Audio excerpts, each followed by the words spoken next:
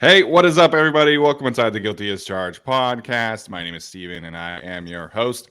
Back at it again with a more segment, Falcons edition, as the Chargers prepare to host the Atlanta, or not host, travel to Atlanta to play the Atlanta Falcons. And joining me to do that is my good friend, Mr. Adam Holloway, who's the co-host of the Millenium Falcons podcast for Around the Block.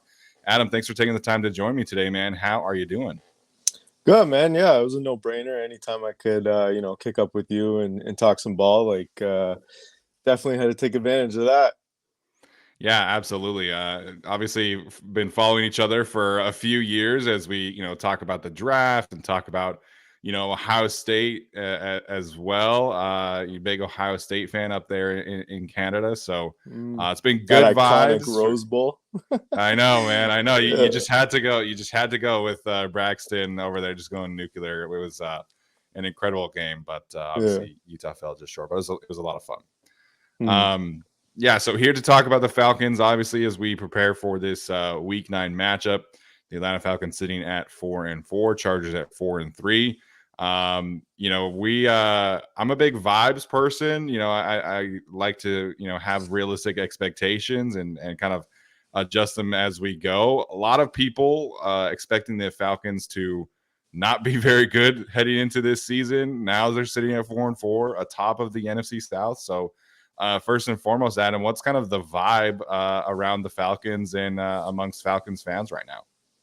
It's really good, to be honest with you. When everybody tells you you're bad, generally you believe you're bad, right? Yeah. So that was kind of like you said, the vibe going into the season is like, we just know we're going to be bad. So that's where we're going to be at. Um, So yeah, they came out and then when CP went down, we're like, oh man, there goes the run game, and it kind of is like um, a committee just kind of like build up the team after that, right? So it's been up and down. Like I guess that's conducive with the way Marcus Mariota's been playing. He's been up and down, right? Like he'll have one good game, two bad games. So it's been fun. I think like the biggest adjustment was leaving Matt Ryan. And going to just like that new style of mobile quarterback. And I think that excites fans, like just seeing a guy get out and, attack the perimeter and stuff with his legs, like that really gets the juices going in it rather than that old school style, sit back, 7-step drop and sling it, right? So I think that's part of the issue is that a lot of people were clamoring, obviously from the innovator of that style of offense and Michael Vick back in those days when things were really fun. Now you're getting it twofold the way the league's going now to more mobility in the QBs. So I think it's good. Like I know for a fact I got a pretty good beat on what the Falcons fans are liking, and one consistent is the quarterback running in the old school style of football coming back to Atlanta. Yeah, Arthur Smith doing some great things, and obviously, him being really known for kind of elevating the run game in Tennessee. I was really excited to see what he would do in Atlanta. Obviously, the Chargers did interview him, so he's somebody that I became pretty familiar with his work in Tennessee. But they're doing a lot of just like really unique schematic things in the run game to get Mariota, like you said, on the move, and Tyler Algier, Caleb Huntley, Cordell Patterson, who unfortunately for us might be back this week. What's been kind of the thing that's been really impressive to you as you watch this Falcons run game and the way Arthur Smith is kind of constructing it? I think it's just the fact that he's doing more with less. Like guys like Elijah Wilkinson, who was a journeyman, Caleb McGarry, who was very like we declined his 5th-year option, so he was on his way out the door. And then a guy that's actually not really known for his run blocking, Jake Matthews, and they're getting constant effort from the whole line and making this thing like a cohesive unit. And I think anybody that's played football knows you get 5 guys that are intertwined with one another on the O-line. That's like the most important thing, set aside from skill. So I think just seeing like the ability to get more from lesser talent, I think that's a byproduct of the outside zone scheme. I've seen it with Kyle Shanahan almost his whole career. Like even when we were on our Super Bowl run, guys that were afterthoughts where Andy Levitre, he was pretty much on retirement, and he was a really good player for us in our Super Bowl year. You know what I mean? So I think that's just byproduct of being able to get your offensive lineman in space and blocking on the second level. And then just the running backs in general. Like Caleb Huntley was a guy that I liked going into last year. He went randomly on the IR. I think it's just like a stash thing that teams do, which is good to save him. But he's really coming into his own this year. Like it seems like every single game, he's just getting a good mix and good feel for where like backdoors are coming on plays and cutback lanes.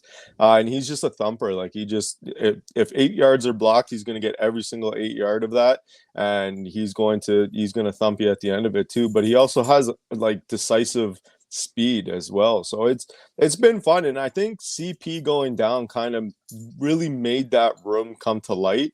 Tyler Algier was a really good guy, but I know at BYU he didn't really face the best competition, and he had one of the better offensive lines in all of that conference's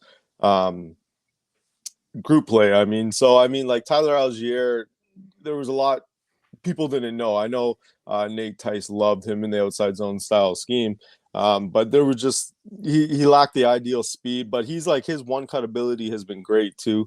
And then you sprinkle in the zone read. The zone read's been working for us. I mean, you look at the last game, it made us get into field goal range to win the game against Carolina as well. So I think the run game it's just got like a mix of many flavors. Like it's crazy because like he used to be a power guy when I was studying him at Tennessee, and obviously you have Derrick Henry, so you can get away with that.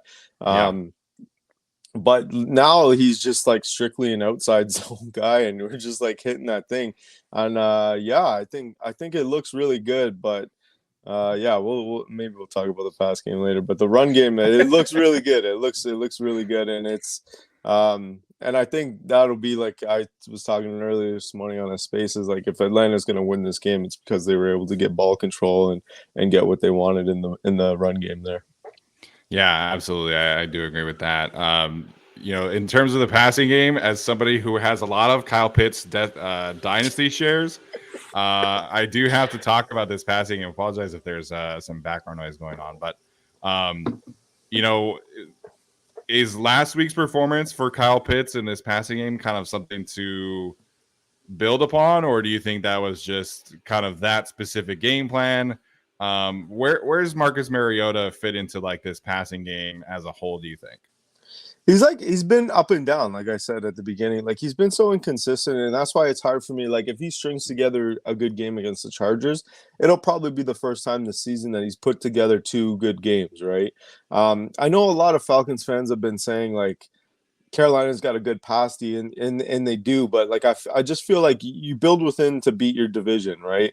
So Atlanta was like already equipped to deal with that, and I'm just wondering, like I feel like the problem comes when we face teams with outside of our division, right? Because New Orleans, he looked good, but he had the couple fumbles. And then Tampa Bay, we were able to come back too. Had it not been for that terrible call with Grady Jarrett, maybe Atlanta makes that comeback too. And he was throwing the ball a little bit as well. But then you look at games where it was like Cleveland. Arthur Smith said, I can't have this guy throwing the ball. And we ran it for 14 straight times to win the game. So I think Damian Parsons from the Draft Network said it best. There's a lot of meat left on the bone in the pass game. Like Drake London's barely getting any play. Kyle Pitts, like they're trying to rationalize using him as a blocker when they clog things up and go max protect, which is absolutely, it is what it is. Like people are like explaining it to me like I don't understand schematics, and I'm like I understand it, but I'm not drafting a guy the highest paid or the highest overall tight end in the history of the NFL to use him as a right tackle. I would have just drafted Rashawn Slater had I wanted to do that. Like, you know what I mean? Like I wouldn't, like it doesn't, like you're drafting Kyle Pitts not for a blocker. You know, like, you know what I mean? You're not signing Darren Waller to be a blocker. You're signing him to be that receiving threat. And I think that's kind of like the biggest gripe like between the football world and the fantasy football world, is that like Kyle Pitts is learning to become a complete tight end. That's great. But in the end, like when Atlanta's needed to throw to win the games, they haven't won those games, and Kyle Pitts is still being used as that blocker. So I think that's the gripe with people that are having a problem with Kyle Pitts usage is like, hey, we need to throw the ball. He doesn't need to be blocking. Like, he needs to be attacking vertically, which he can do. And I think, yeah, so I think if he puts it together this week, then I think it'll be a step in the right direction. But I definitely think there's a lot of meat left on the bone. And we're not even talking about Drake London, the 8th overall pick this year. That he got off to a good start, but it just seems like it's dwindling down now, right? And we're using guys like Alameda Zacchaeus, that nobody knows about, right? Like Parker Hesse, that nobody knows about as our main target, right? So, kind of sounds like there's a little like Josh McDaniels vibes going there in the passing game, where it's like, you know, it's really cool that Matt Collins is a thing for you, Josh, but it's like you traded 2 first-round picks for Devonta Adams. Like, go throw him the ball. Yeah. So sounds one of very the elite similar. Separators in football. You're not even going to use them, which is so. Yeah. You know, we could bash the Raiders here if you want. I know you're all about that. This is definitely an anti Raiders podcast. But, yeah. No, in all seriousness, I'm curious at what point, if there is a point, does Desmond Ridder get into some action then? Because I mean, obviously this team is kind of punching above their weight class right now. I think that's fair to say. You know, leading the NFC South, like, is Marcus Mariota, if he's healthy, no matter what, the starter the rest of the season? Or do you think at some point, you know, they kind of pivot to Desmond Ridder this season and see what they have there?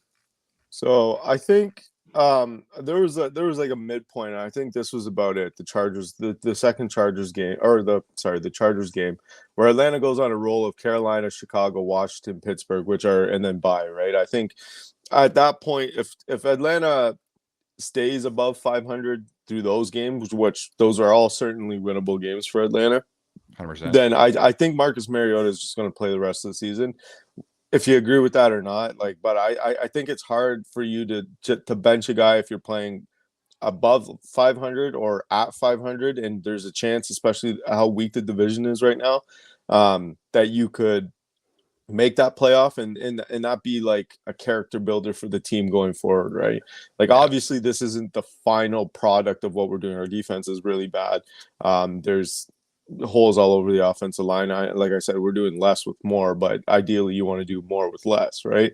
With the O-line and get those guys moving. But I just think, like, me personally, I probably would have pulled the plug after the first 4 games on the Mariota thing. I just think that's like, that up and down play is like conducive with his whole career. Why not see what you have in Ridder? Because you're lining up for like a decent QB class, and then the potential of like a Lamar Jackson situation that could get into a flux where, hey, you want to throw 3 first-round picks and take them, and or something like that. You know what I mean? Like, Atlanta's at that, and they should, like, say what you want about Deshaun. They still took a swing at a veteran quarterback, right? So, like, there's different avenues that they could do, but either way, if you don't have I mean, you know better than anybody, you don't have a quarterback in this league. You're not going to be competitive on Sundays in the playoffs at points. Sorry about that. Very good. Chihuahua or something at the door. But yeah, so I think they need to see Ridder. I would expect if they play 500 ball here, though, I think they're just going to roll with Marcus Mariota. I personally don't agree with it, but I like we got to see what the future holds. This was very much a rebuild year. I mean, you're, like you said, you're playing really good football when you weren't supposed to. So you might as well see what you got in the kid. But yeah, like, I'm confused myself. Like, I would rather see Ridder. I don't even know if he's the answer, but you know, Arthur talks a big game about him. So hopefully we see him the last four games or so. But I just think the schedule now after the Chargers is kind of lining up for Atlanta to make, like, even if it's like a early playoff exit kind of game year, it could really be that. Yeah, I mean, sounds pretty similar to the situation that the Eagles were in. Obviously, they knew that Jalen Hurts was going to be the starter last year, but just in terms of like a little bit of quarterback uncertainty, but you're playing really good football, potentially playing for the playoffs. So I guess, you know, I don't want to dive too much into the future here, and we're already at 15 minutes, but if Atlanta kind of hovers around that playoff picture with Marcus Mariota the whole season, what is this team going to do at quarterback? Are they going to see what they have in Desmond Ridder? Are they going to throw 3 first-round picks at Lamar Jackson? Would they draft somebody, bring Marcus Mariota back? Because again, like I think the expectations probably have changed a little bit with the way that they've been playing so far.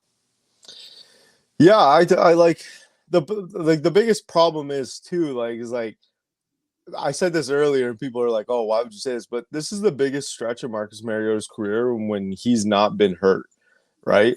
Yeah. So I mean, you're really betting on like history to completely change on Marcus and him to stay healthy and him be the future. So I think it's a lot. I think like NFL mediocrity is a real thing, and it's a terrible place to be. You're not bad enough to be in top 5 pick territory, but you're not good enough to ever compete for a Super Bowl. And this is my biggest problem: is like Atlanta's going to have like 90 million now with the trade of Calvin Ridley last year or yesterday in cap space, and it's like, are they gonna throw all that to try to build around Marcus? Like, to me, that's fool's gold. Like, you have a history, you have like 6 years, 7 years of history saying what Marcus is, and then you get this 1 year of him being completely healthy and playing okay ball. Like, I think, I think you're gonna shoot. That'll end up getting you fired. I'm gonna say that now. I think the world of Arthur and Terry right now.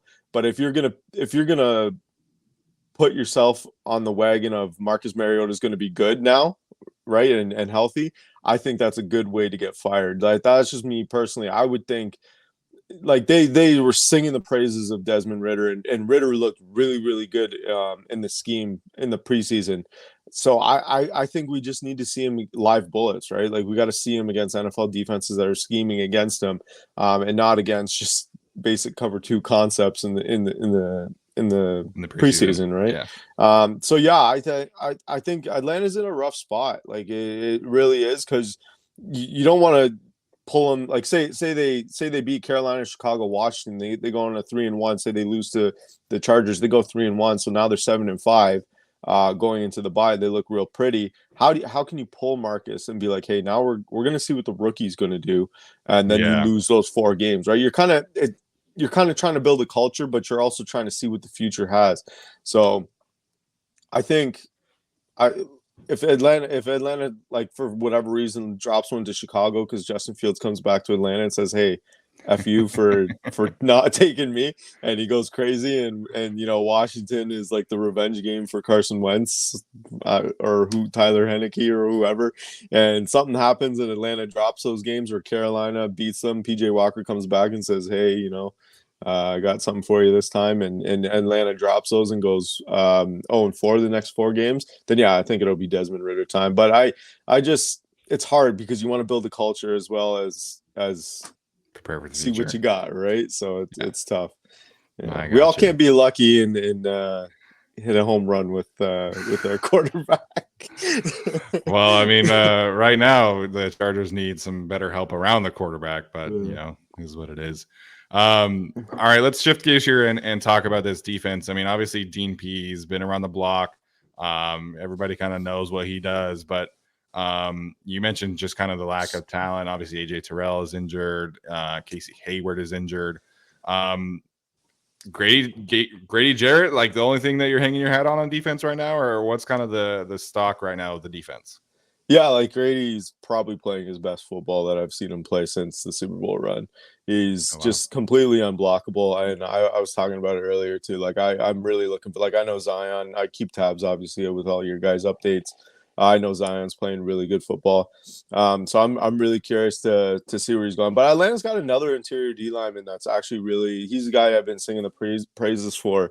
And he's really delivering as a run defender right now. His pass game he's working on, but he's gonna be a very good player for us, I think, as he grows. But it's Taquan Graham. We drafted him last year from Texas.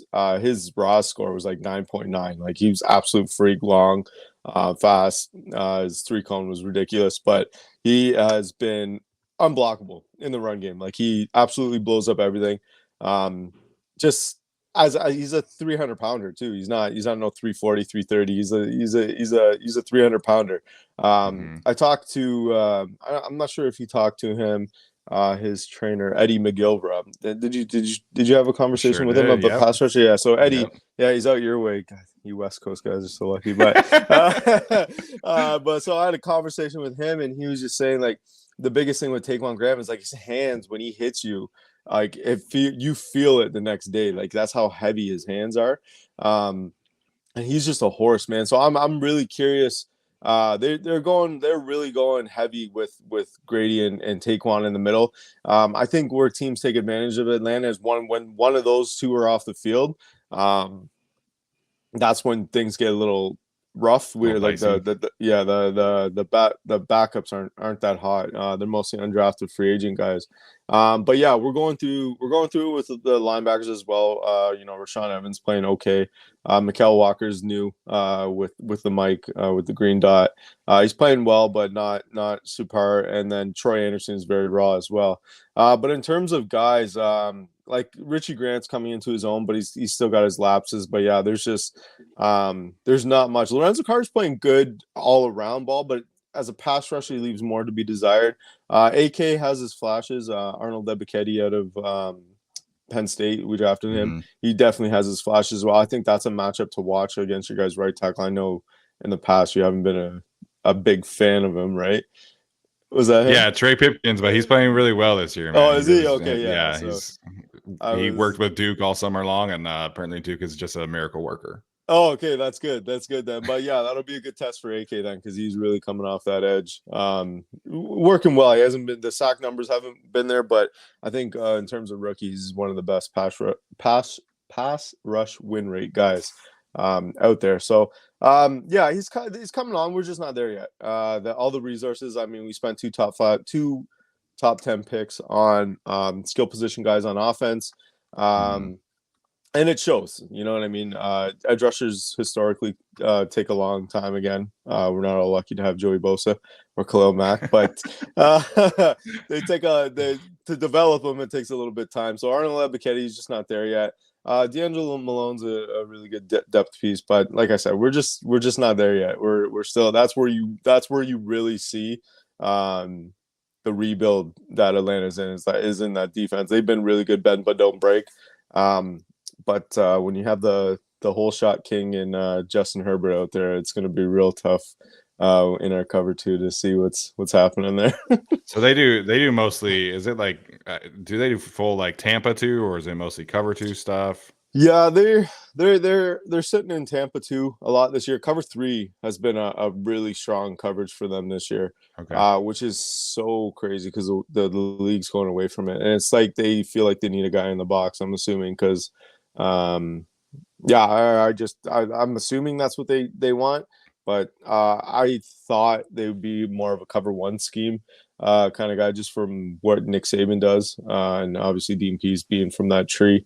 I thought they would sit in that, but I mean when we signed Casey Hayward, that was like, hey, we're predominantly gonna be his own team. Like Casey, not that guy in man coverage, right? But the good thing is you got AJ there who can do either or, but. Yeah, I just think I personally don't love the cover 3, but I get it.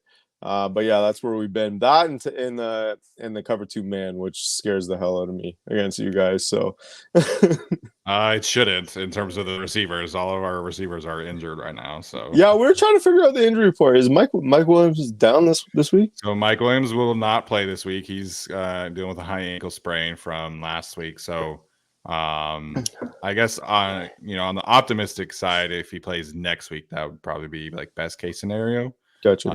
But he won't play this week. Keenan's been dealing with a hamstring injury all year. Didn't practice on Monday. They had like a little walkthrough after the bye week. So we'll see what happens there. He had some concerning comments after the game where he was like, I didn't feel like I could like go full throttle in the game. So he played the first half, didn't play at all in the second half. Didn't even have like his helmet next to him at all. So what about my guy Josh Palmer? So Josh is dealing with a concussion, his second concussion of the season.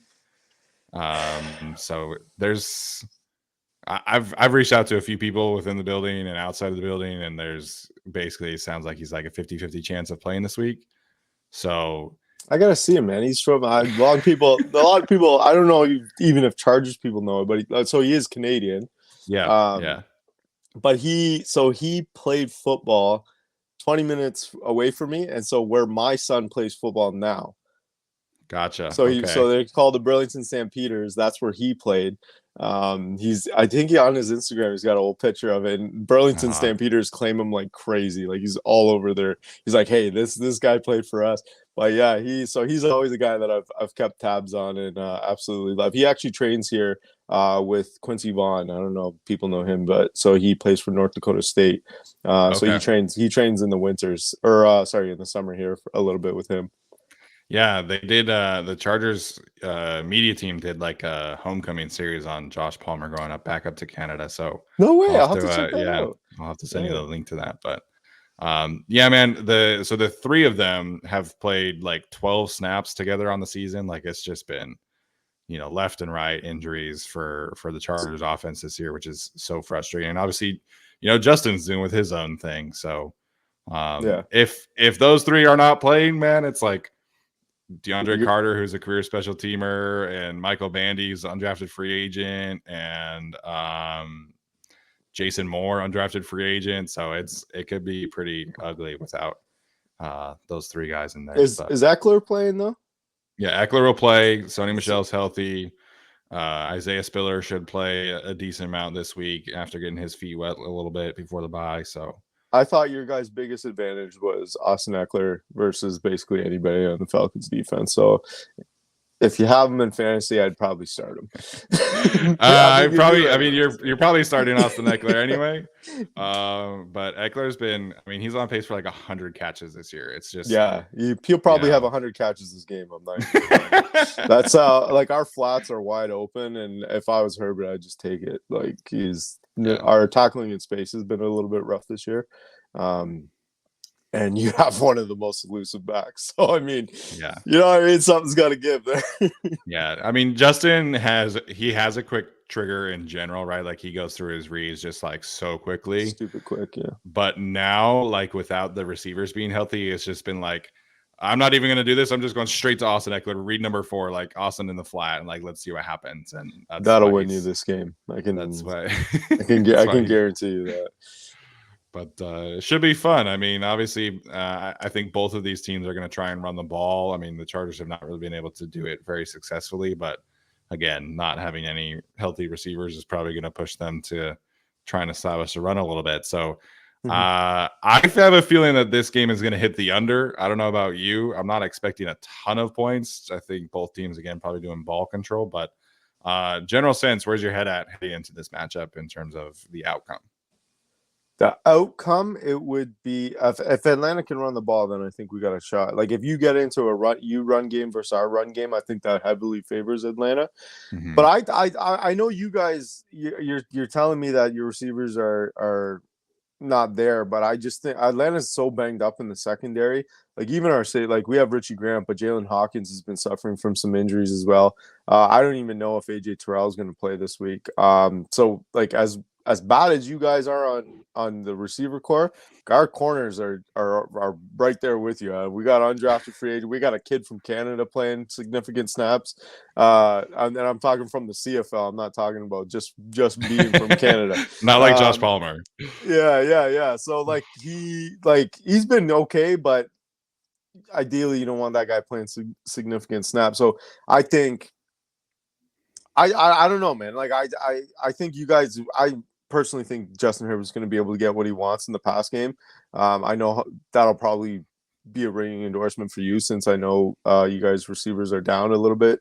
But I just don't see why you guys wouldn't come out on top of this one unless Atlanta gets really those 15, 16 play drives that result in touchdowns. I don't see it. Just because I just think you guys are a superior team, and like you guys actually have defenders that can affect the game. That can like Khalil Mack can take over a game. Joey Bosa could take over a game. Derwin James can take over a game. Like Atlanta doesn't have that guy, right? So if you guys are successful in the run game, it's just going to be a long, long day for Atlanta on defense and both in the game. Yeah. So Joey is on injured reserve right now, by the way. Oh, is he? Yeah. He hasn't played since Jacksonville week 3, but Yeah, that's another thing, man. It's just been tough to watch this Rough. defense at times, but it is what it is. So, Yeah. Adam, appreciate the time. I kept you for a little longer than I said I would. So, where can our Chargers fans find you if they want to listen to some Falcons intel and obviously, like I mentioned, draft coverage as well? Yeah, well, you know me, man. I actually like the Chargers. I actually tweet about them a ton. Except for I didn't even know Joey was on the IR. That's so funny. But yeah, you can find me at Damsky32 on Twitter. Hit me up. You know, talk some good football. I post a lot of schematic stuff too, so it's fun time. Yeah, absolutely. And again, thanks so much for joining us, Chargers fans. This has been the More You Know Falcons edition. We'll be going live with our full preview later today, so check that out. And Adam, thanks again, man. Appreciate it. Yeah, no problem. See you anytime, bro.